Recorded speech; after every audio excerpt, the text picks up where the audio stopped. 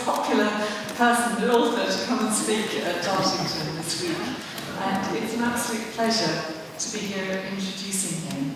And if I could just explain the format, we're going to have 20 minutes from Alan, and then note that you actually be keen to ask your questions. So we'll be coming to you, and when we come to the questions, perhaps if you could let me know whether you'd like to speak and to keep your questions brief so as many people as possible have a chance to cut in. So thank you very much.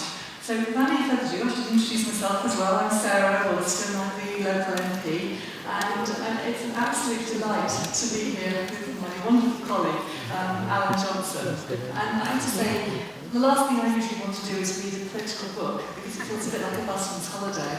But actually, I could not put this book down. I read it in a day. It was absolutely wonderful, and I think probably the best memoir of childhood that I've read. And so over to you, Alan. Thank you very much.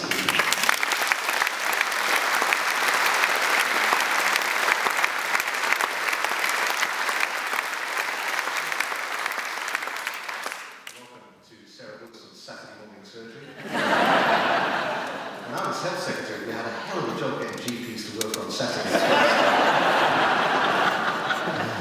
Sarah's a good friend, and I couldn't have wished for a better person to interview me. I was just telling her this is the first actual festival I've done. The nearest equivalent to this was I did something last year for Amnesty International's 50th anniversary. We read the works of writers who've been imprisoned in their own country. I read some Jeffrey Archer.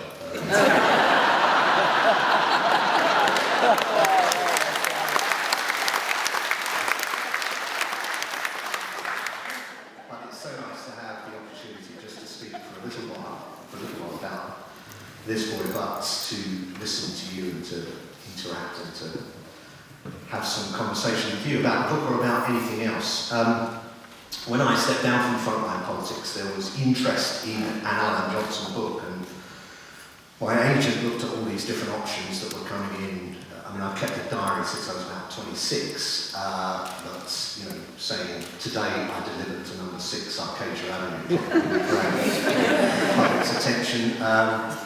There was kind of pressure to do the inside story of Blair Brown, but loads of people have done that. Jack Straw was here last night, he's done that brilliantly, and there's been a whole series of others. And my agent said to me, why don't you tell the story of your childhood? And so I sat down to write 88,000 words, probably be the beginning of a trilogy. There's a bit more of the story to tell, because it finishes when I'm 18. But I did think that really this would be an opportunity to tell the story of 2 incredible women who happen to be my mother and my sister.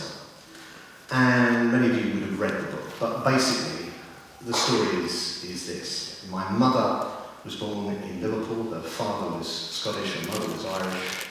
Her mother died at 42, having had 10 children. 2 of them died in infancy of pneumonia following measles, which was not uncommon pre-inoculation.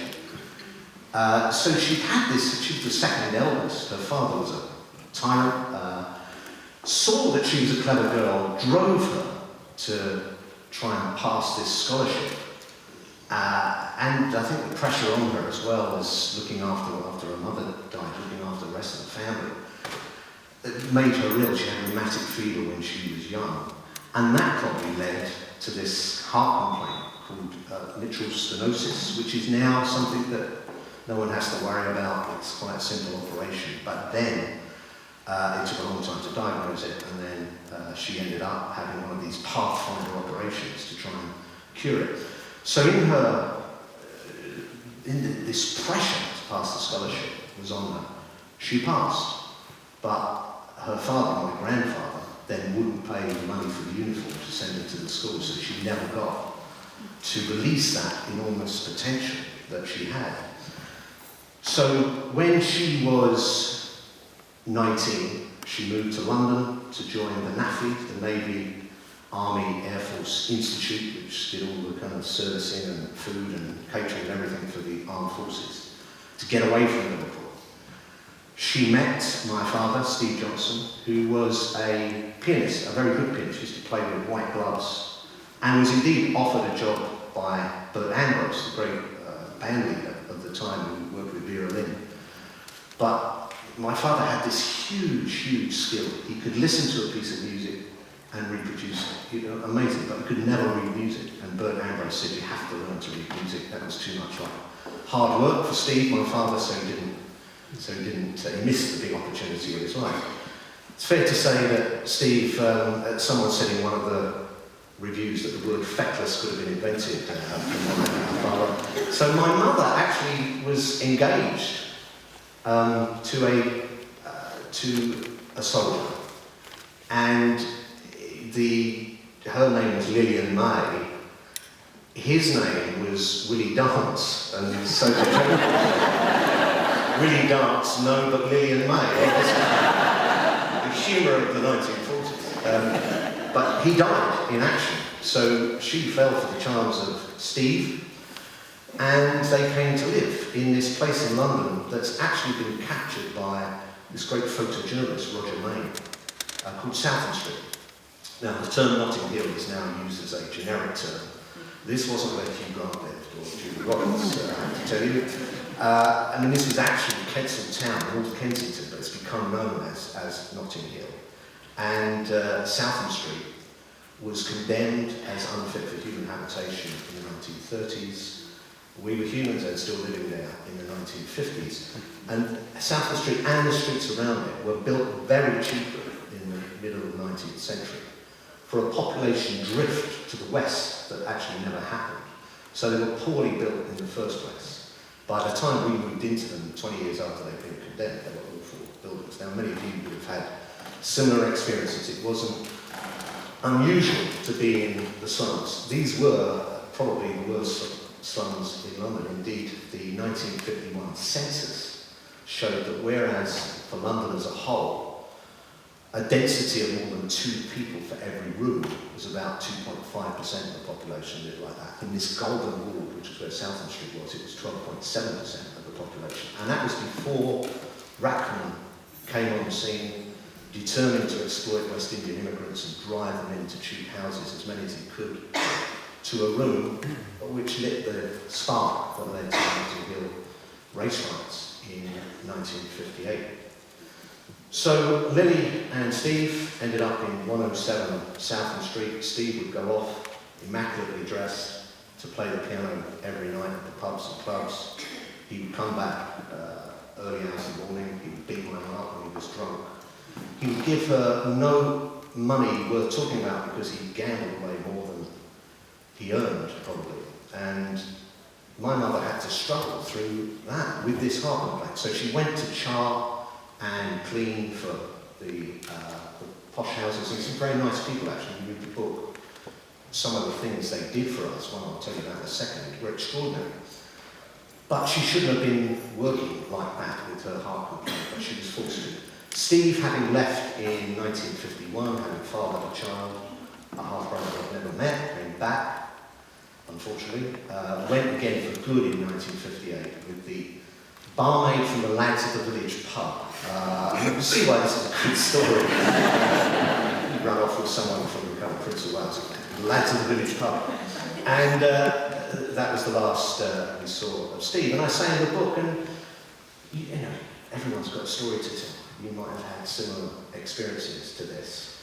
Me and my sister, Linda, I'll come on to Linda in a second, who's 3 years older than me, were delighted when he went.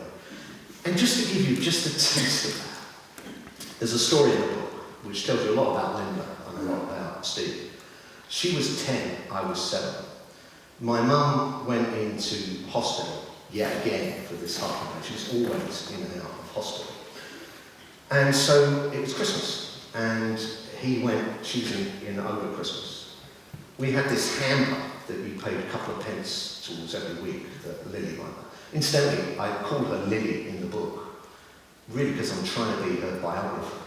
If anyone's lost someone when they were very young, the opportunity to try and recreate their lives, to be their biographer, and to almost be a little bit distant, to tell the story properly. So Lily was in hospital. Steve went off on Christmas Eve and didn't come back. Linda on Christmas Day, 10 years of age, opened this hamper there was a chicken there, and she put it in the oven, cooked the vegetables, put it in the oven, didn't realise you had to take the plastic one out, so there was this terrible smell. Anyway, we then had this kind of burnt chicken, walked down to Paddington General Hospital where my mother was, and Steve was outside. The breaths were of beer and cigars, and he said, "Don't tell your mother I haven't been home. She'll have a heart attack and die." So we couldn't tell her mother we were on our own. And when we came out, we said goodbye and didn't come back to 2 days after Boxing Day. But it shows you what Linda was doing from an incredibly young age. And so we were very pleased in 1958 when my father had gone, and couldn't understand why my mother was so upset. Of course, she realised this was sort of post-emancipation, but pre-equal opportunities. And for a woman whose husband had left, they always suffered this kind of, you were a deserted woman. In fact, the landlord of the lads at the village pub, when my mother went to try and find out where Steve was, said, "Oh, it's your fault. You should have done more. You should have come out with him, to the pubs and clubs." And also, all of your benefits came through your husband's national insurance contributions. Welfare state was a creature of its time. Men worked, women generally didn't, although most of the women where I lived certainly were working.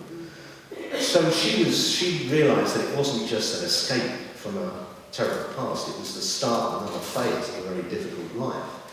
And how was she going to manage? She was getting very little from Steve when he was there, but she got the odd bit of money. Now she'd get nothing unless she could track him down and find him. An example of kindness I was talking about, she used to clean for a woman called Mrs. Den. And Mrs. Den then asked her to clean for her 3 sons, who all had a flat. One was a stockbroker, one was a journalist, and one was a solicitor.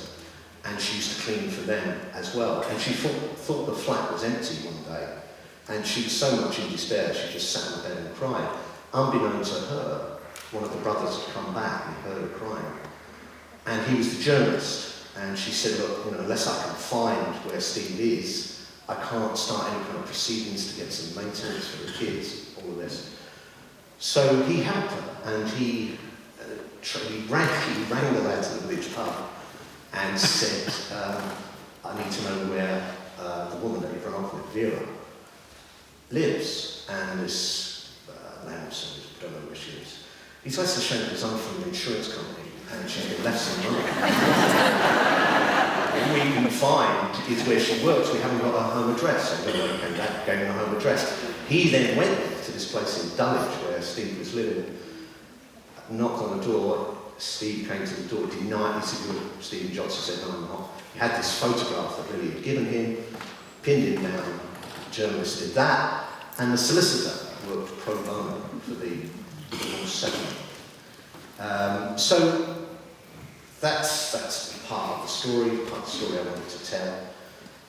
The Mitchell stenosis. As I said earlier, my grandmother, my mother's mother, had died at 42. Her mother had died at 42. Lily's fear was she would die at 42. We were close to Duquesne Road, Hammersmith Hospital, which is one of the preeminent heart hospitals in the country. Just happened to be our local hospital. And they sat Lily down and said, "Look, there's this operation where we can put a new valve in your heart, and it's very new, it hasn't been tried in America, it's been tried a couple of times here. This can extend your life by about 15 to 20 years. She was very worried and very scared. In the end, she agreed to have the operation, and she didn't survive. She was 42. So you can see why she was worried about having the operation in the first place. Now, here's Linda, who had worked clear up my mum's debts. My mum wasn't very good with money. She didn't have a lot of it. But when she won £100 on the pools once, and she used it to put down payments on lots of different things. Hire purchase was the thing, so you put down payment on all these things. And gradually they all disappeared back with the bailiffs or whatever. But she kept a down-settled record player and this Spanish guitar for me that I was keen to become a big rock and roll singer. And so she built up all these debts. The corner shop, Mr. Barron's, going, you always have to ask for this shopping. Mum says, can you put it on tip? And Linda, when she was about 12, went to work for Mr. Barron to knock the tick off, so she wasn't working for any money, she was working just to get the bill down. When my mum was in hospital, that final time, which was a 6-month period, a long period up to the operation that failed, Linda did an awful lot to get, we had our gas cut off, our electricity cut off, she had it all reconnected and paid down the bills on that. She left school at 15 to be a nursery nurse, used that money, and was convinced she would do that so that when my mum came out of hospital, she'd have a better life. Part of that better life was a council house, and if there's a political story in the book, it's the importance of housing, particularly post-war. My mum had no chance of buying a house. Fortunately, she was with a housing trust, a road housing trust in Notting Hill. She wasn't in the grip of Bracknell or some of the other dodgy landlords. But her dream, so we had 16 people living in our house, and 2 families on every floor, one decrepit toilet out the back, no bathrooms or anything like that. Her dream was to have her own front door, her own council house. So Linda was working away on, my mother was in hospital, was determined that we would have that. And she died. I said to Linda, what are we going to do? I was 13, she was 16, and she said, just stay quiet. No one will notice us, keep our heads down. She always talked about the authorities. The authorities would come together, so I was petrified about the authorities. And she was keen that we didn't go onto anyone's radar. 2 weeks after my mum died, she got an offer of a council house. Came through the door to Mrs. Lillian Johnson. They didn't know she'd died. It was in Welwyn Garden City, so that was a happy release. We didn't have to go to Welwyn Garden City. Shows a lovely place. But anyway, so regret. Anyway, we tried to go.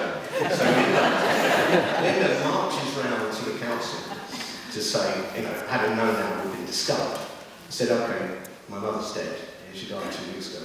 We'll take that council place. And they said, don't silly, you have to get over 21. And they said, look, to Linda, you'll have to go to Dr. Bernardo's, or you continue to train to be a nursery nurse, and I'll have to go into foster care. She said, no. They said, it'll be silly, your children. She said, no. They said, right, we're going to send a social worker around. And this guy called Mr. Pepper, this hero in our life, came around. He didn't seem like a hero at the start. Mr. Pepper came around, said the same thing, but in very,